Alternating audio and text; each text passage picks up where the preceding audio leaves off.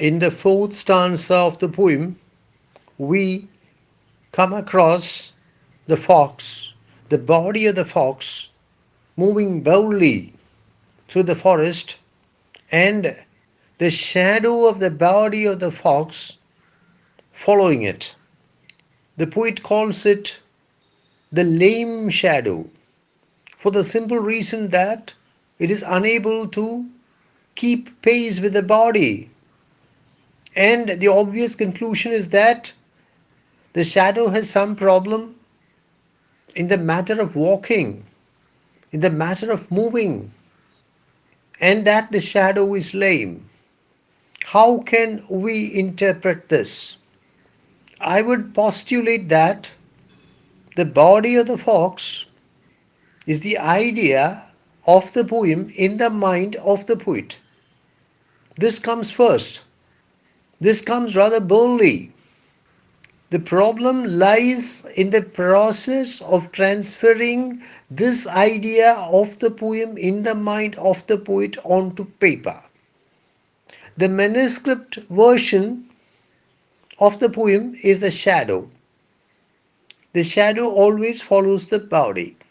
So the body of the fox, which comes boldly, which moves boldly, is the idea of the poem that appears in the mind of the poet, and the shadow of the body is the manuscript version of the poem, which always follows the conceptual version of the poem. Why does the poet call the shadow lame? How can we interpret the lame shadow? Again, I would postulate that the manuscript version or the printed version of the poem is never as good as the conceptual version of the poem in the mind of the poet. That is why it is a lame shadow. It is a lame shadow for two reasons. It comes after the body. It never comes before the body. It is not able to keep pace with the body. It always lags behind the body. So, it is a lame shadow. It is also the lame shadow for the reason that it is never as good as the body. The manuscript version or the printed version of the poem is never as good as the conceptual version of the poem in the mind of the poet. It is only a lame shadow of the body. In the penultimate stanza, we find the poet playing the fox with the fox in the poem. Thomas Fuller, the English churchman, scholar, and historian, said, I quote, with foxes we must play the fox, unquote. This is precisely what we see in the second last stanza of the poem, the poet playing the fox with the fox in the poem.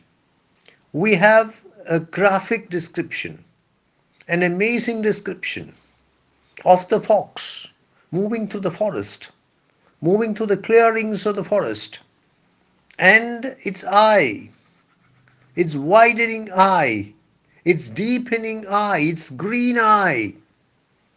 We say that William Wordsworth is a great nature poet. Of course he is. But I wonder whether Wordsworth himself can match this performance of Ted Hughes in this area of the poem. Notice the exactness of the description, the brilliance of the description.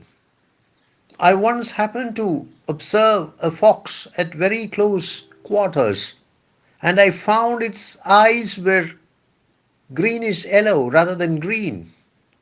Perhaps that is the case with the Bengal fox or the Indian fox. And I'm sure that Ted Hughes knows foxes better than I do.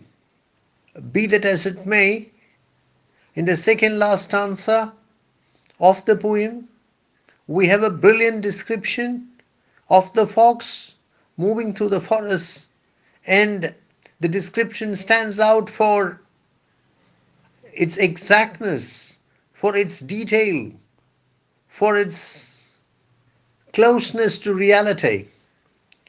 I think while William Wordsworth was an armchair nature lover, Ted Hughes had tremendous direct exposure to nature, especially the nature in Yorkshire.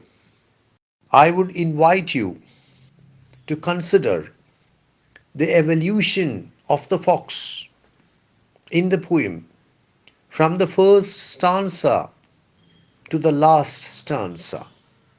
In the opening stanza of the thought fox, there is no fox. Perhaps the fox is there, but it is invisible.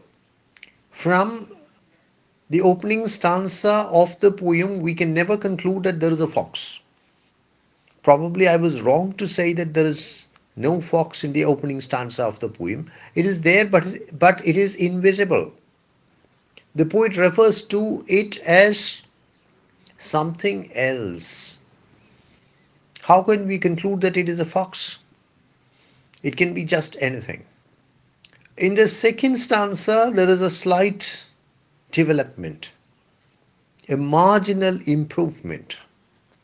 The poet says something more near the fox, or whatever it be, is approaching the poet, is coming closer to the poet. But even now, we cannot be sure that it is the fox. In the third stanza, the fox is mentioned for the first time. We are at last sure that the something else, the something more near, is the fox.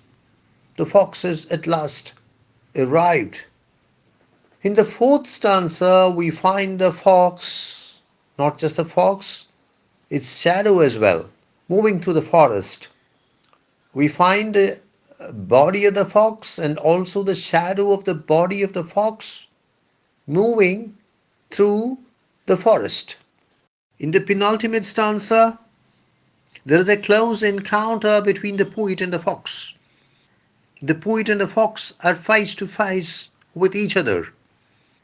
The poet looks the fox in its eye, so to say, and we have a brilliant graphic description of the fox and its eye, its widening, deepening green eye.